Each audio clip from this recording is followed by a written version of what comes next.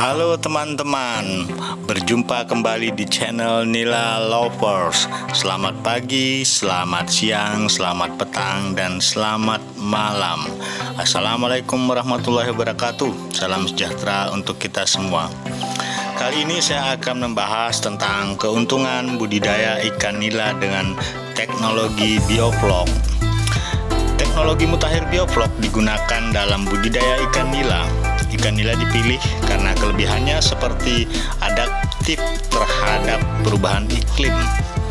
Teknologi bioflok menjadi pilihan tepat untuk nila karena menghemat biaya operasional dan efisiensi pakan. Lebih hemat penggunaan air sehingga lebih ramah lingkungan dan sesuai prinsip kelanjutan. Efisiensi pakan terlihat dari nilai FCR yang rendah yaitu 1,05 dibanding budidaya konvensional dengan nilai 1,5. Artinya jika ingin menghasilkan ikan nila 1 kg hanya diperlukan 1,05 kg pakan saja. Bayangin teman-teman, hemat ya. Di Indonesia, penggunaan teknologi bioflok untuk budidaya terutama ikan nila masih belum rata. Untuk itu, pemerintah menugaskan UPT di bawah Ditjen Perikanan Budidaya KKP untuk mengawal agar penggunaan teknologi tersebut bisa tepat guna dan tidak keliru dalam penerapannya. Prinsip kelanjutan yang dianut teknologi bioflok untuk perikanan budidaya dinilai sudah memberikan banyak keuntungan bagi pengembangan budidaya ikan. Teknologi ini meningkatkan jumlah produksi sekaligus menggenjot pendapatan pembudidaya secara signifikan loh. Komoditas yang berhasil dikembangkan dengan teknologi bioflok salah satunya adalah ikan nila. Direktur Jenderal Perikanan Budidaya Kementerian Kelautan dan Perikanan KKP, Slamet Subiakto, menjelaskan pengembangan teknologi bioflok untuk budidaya ikan nila semakin dirasakan manfaatnya oleh pembudidaya ikan. Salah satunya karena berhasil meningkatkan kelangsungan hidup ikan nila secara signifikan. Dan memang kenyataannya begitu, saudara-saudara, teman-teman sekalian, bahwa di teknik bioflok ini tingkat kematiannya kecil sekali. Apalagi kalau airnya kita rawat dengan baik. Kalau istilah saya, memelihara ikan dengan sistem bioflok ini artinya memelihara air, bukan memelihara ikannya tapi memelihara airnya ya teman-teman ya. Kenapa? Jika airnya bagus maka otomatis ikannya juga akan tumbuh cepat dan lincah seperti di video-video saya ini. Tidak seperti yang video pertama tadi ya, ikan yang lokro. Kenapa? Airnya tidak bagus. Itu meningkat signifikan untuk kelangsungan hidup atau survival rate ikan nila dengan teknologi bioflok sudah berhasil mencapai angka 90%. Bayangkan saudara-saudara ya, 90%. Keunggulan lainnya, tingkat penggunaan pakan menjadi semakin efisien dan nilai feed conversion ratio atau FCR juga semakin rendah menjadi 1,05. Angka tersebut menunjukkan jika pembudidaya ingin menghasilkan ikan nila sebanyak 1 kg, maka dibutuhkan pakan sebanyak 1,05 kg. Sedikit ya. Angka FCR tersebut terkini menurun drastis dibandingkan dengan pemeliharaan di kolam biasa dengan nilai FCR bisa mencapai 1,5. FCR merupakan perbandingan berat pakan dengan berat total atau biomas ya. Ikan dalam satu siklus periode budidaya. Semakin turun angka FCR, maka semakin baik kualitas dan produksi budidaya yang dihasilkan, saudara-saudara. Di teknologi bioflok ini, ikan nila juga terbukti meningkatkan kepadatan di dalam kolam. Jika menggunakan sistem konvensional, kepadatan maksimal hanya 10 ekor ikan nila per meter kubik, maka dengan menggunakan bioflok kepadatan menjadi 100 ekor per meter kubik. Bayangin, 10 kali lipatnya ya. Keberhasilan yang sudah dicapai tersebut semakin menguatkan bahwa pengembangan budidaya nila dengan sistem bioflok menjadi salah satu terobosan untuk meningkatkan produksi ikan nila secara nasional. Teknologi tersebut diyakini bisa meningkatkan pendapatan pembudidaya secara signifikan dan tetap mengutamakan prinsip berkelanjutan. Penerapan teknologi ini terbukti efektif dan efisien dalam penggunaan sumber daya air dan lahan serta adaptif terhadap perubahan iklim. Ikan nila bisa menjadi salah satu komoditas air tawar potensial dikembangkan di Indonesia ya teman-teman, karena nila bisa bertahan dari perubahan lingkungan, tumbuh dengan cepat dan lebih efisien terhadap penyakit. Keunggulan tersebut menjadi kombinasi yang tepat dan pas untuk memicu produksi ikan nila secara nasional. Terlebih lagi, ikan nila semakin diminati masyarakat sehingga meningkatkan permintaan pasar yang tinggi.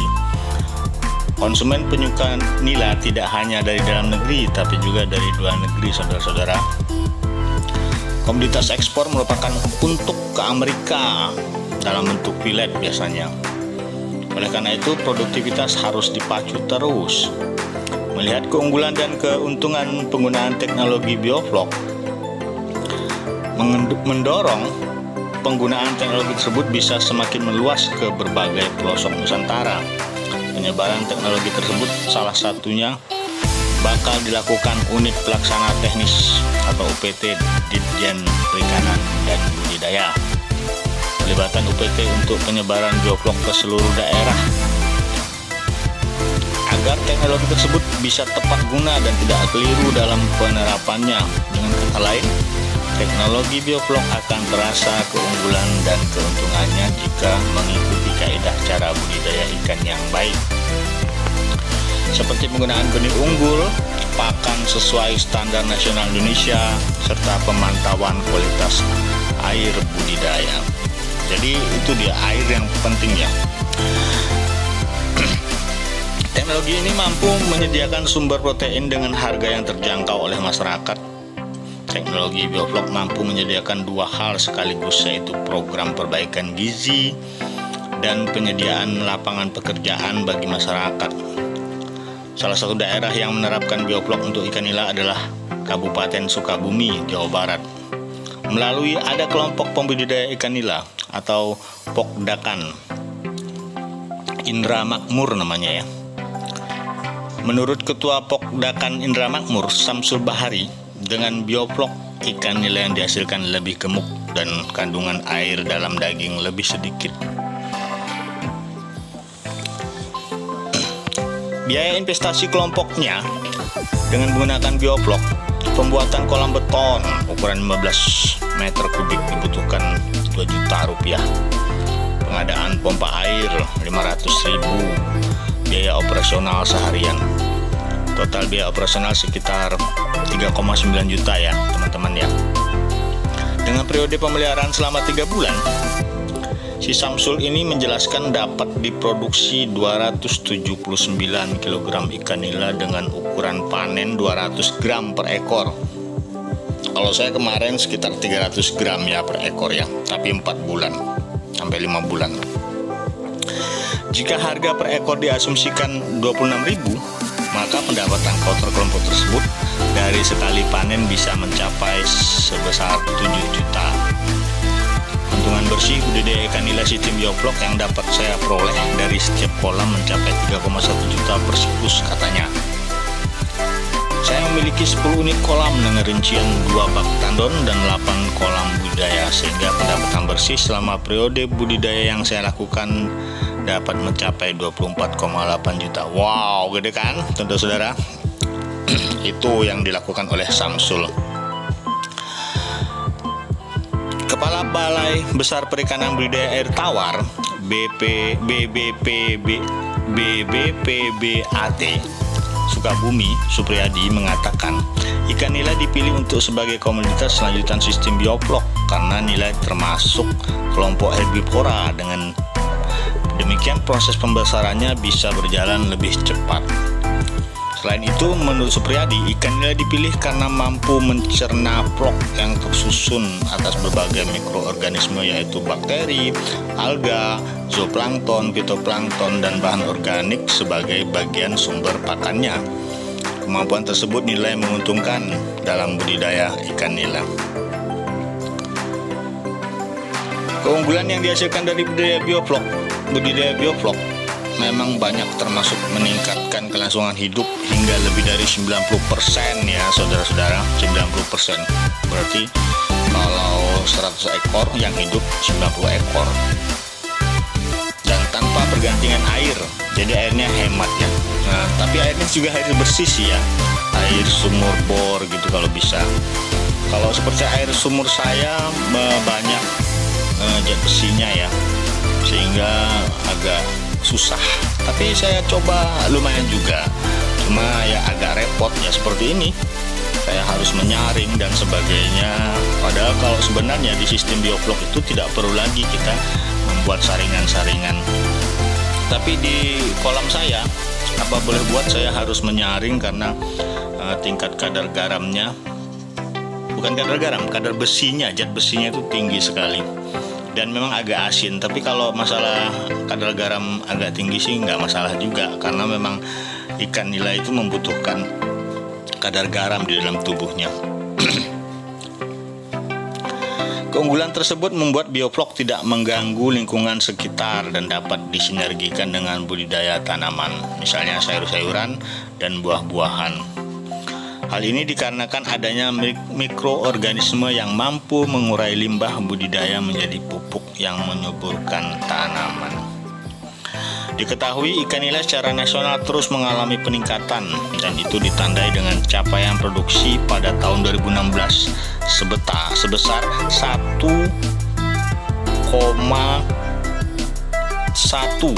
ton, dan kemudian meningkat lagi pada tahun 2017 ya, menjadi 1,2 ton.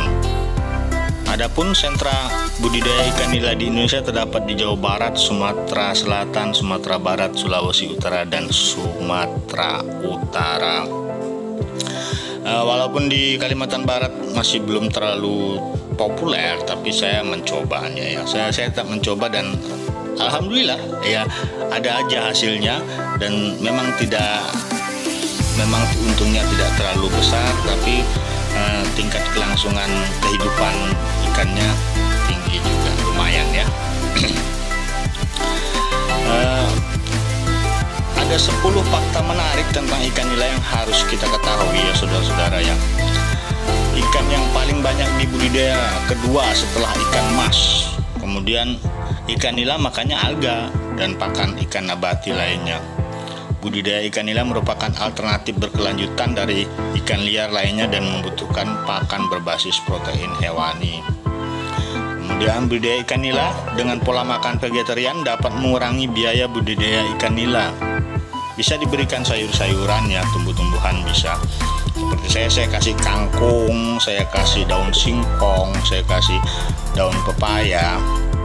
Ya lumayan sih, mengurangi sedikit lah ya, mengurangi biaya pakan sedikit. Walaupun untuk penggemukan ya kita tetap harus pakai pelet ya. Kemudian ikan nila dapat beradaptasi dengan cepat. Hal ini dilakukan oleh ikan nila dengan tinggal di air yang berubah-ubah seperti air tawar, air payau dan sebagainya. Jadi seperti air tempat saya payau itu nggak masalah, cuma kadar besinya itu yang jadi masalah.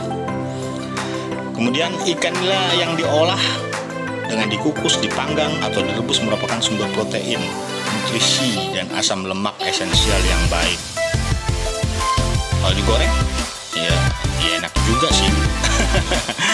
Kemudian ikan nila memiliki jumlah asam lemak omega yang lebih tinggi daripada daging lainnya, termasuk ayam, babi, dan sapi. Asam lemak omega 3 penting untuk pertumbuhan dan perkembangan fungsi otak. Jadi kalau anaknya mau pintar tuh banyakin makan ikan nila ya. Kolam saya siap-siap ya, saya akan panen.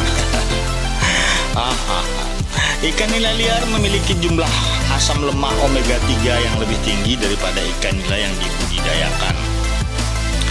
Ikan nila memiliki asam lemak omega 6 esensial dan kaya akan vitamin D, B12, dan B6.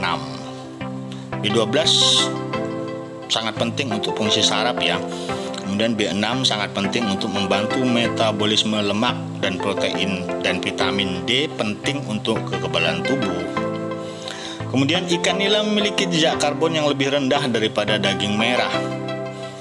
Artinya ikan nila menunjukkan kadar emisi nitrogen dan fosfor per kilogram yang dihasilkan lebih rendah dibandingkan dengan ayam, sapi, dan babi. Kemudian ikan nila adalah ikan yang kuat dan tidak membutuhkan antibiotik untuk pertumbuhannya. Jadi nggak perlu antibiotik sebenarnya. Tapi kadang-kadang saya gunakan juga antibiotik ya saudara-saudara ya. Ya teman-teman.